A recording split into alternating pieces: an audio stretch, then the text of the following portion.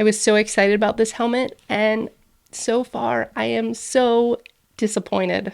If you're new here, welcome. I'm Arlie, aka Bike Shop Girl, and on this channel, I'm helping folks replace car trips with bike trips with the mantra of bike more and worry less. And smart bike helmets really fit in that worry less category where your helmet has built-in lighting. This one actually has crash detection and hopefully makes you more visible, safer, and all of those things. This is the Unit 1 Aura, which I backed all of the things for it on Kickstarter. I posted about it. I was so excited about it. And so far, there are 3, maybe 4 things that are just keeping me from loving this helmet, and to the point I don't even enjoy using it. So let's get started with the basics of disappointment. So on the back, it has a button to turn it on. Doesn't always work. I have very strong mechanic hands and I can't always get it to turn on or off or anything. So as you can see, I'm pushing it pretty hard and it's not turning off. There we go. When I reached out to Unit 1, they were like, yeah, the button, it should be hard to push because it needs to break in because that's the part that typically wears out the fastest. You know, it shouldn't be this hard to push, as you can see here. The second thing is that there's no audible. So when you turn on a helmet with lights, especially with smart helmets, it's now pretty common practice that you hear an audible beep so that you know the helmet has turned on. So those 2 things, really difficult to turn on and off. And the fact that there's no audible beep makes this something I just don't want to grab. You know, I want it to be a seamless, friction-free experience putting on a smart helmet. It is worth mentioning that I have reached out to Unit 1 with my concerns, and they said it was no big deal. So I have scheduled a follow-up meeting with them through their support page. This isn't anything exclusive to me. Let's say they fix those things. Let's say the button, I just got a flaw system. The next 2 things that have been really frustrating me are from these add-on accessories I purchased. So built into the front of this helmet is a magnet, and the magnet allows you to add this brim. Nice, right? I don't find the magnet to be strong enough, and I use many other helmets with magnets to attach visors, like from Laser, for example, and this just falls off anytime I take my helmet off. Super annoying.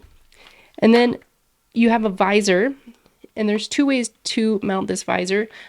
They do make 3 different visors. This is the tinted, there's a clear, and then there's one that changes colors. So the typical way that I use it is right to the helmet. Pretty nice, slim, streamlined.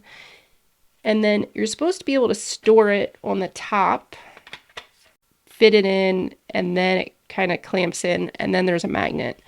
I really want it to snap into place because when I'm riding, I don't always line it up right and it almost falls off. So that's the first way you can use it. The second way, which I really like, especially with glasses, and they promote it, is with the visor. So you put the visor on, and then the visor also has magnets, and then you snap this guy on. Great, right? It looks nice and cool. I got a visor, but when I take the guard off, my visor comes off, and now I'm riding and trying to futz, and I've got 2 things to deal with in one hand because I'm still trying to hold on my bike. So what I would say is, if you want to use this, don't use this. And if you want to be able to pop it on and off, get really comfortable with finding that groove on top of the helmet, which I can't even find now. It's there and it works, but it's definitely not easy. It's not like the Laser one, for example. You pop it off, you flip it, and it's got like 4 magnets to help you line it up. Overall, If for some chance that button is a flaw to mine, which I hope it is, the helmet itself, I really like. They're calling it a hybrid helmet because it's for city and road.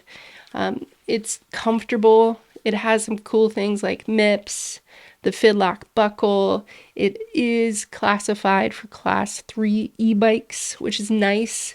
The lighting on it in the app and the marketing for the Kickstarter doesn't line up. And that's something I do plan on talking through with Unit 1. Maybe it's just not ready, which is fine, but they should make that clear. It shows you being able to change the beam pattern to options that are not available on the app yet in the tutorials. So overall, if the flaw is mine, I still can't get the damn thing off.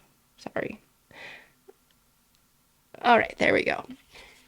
So overall, if the button thing is just mine, and if they can add an audible, I think this is a quality option next to the Lumos Ultra e-bike.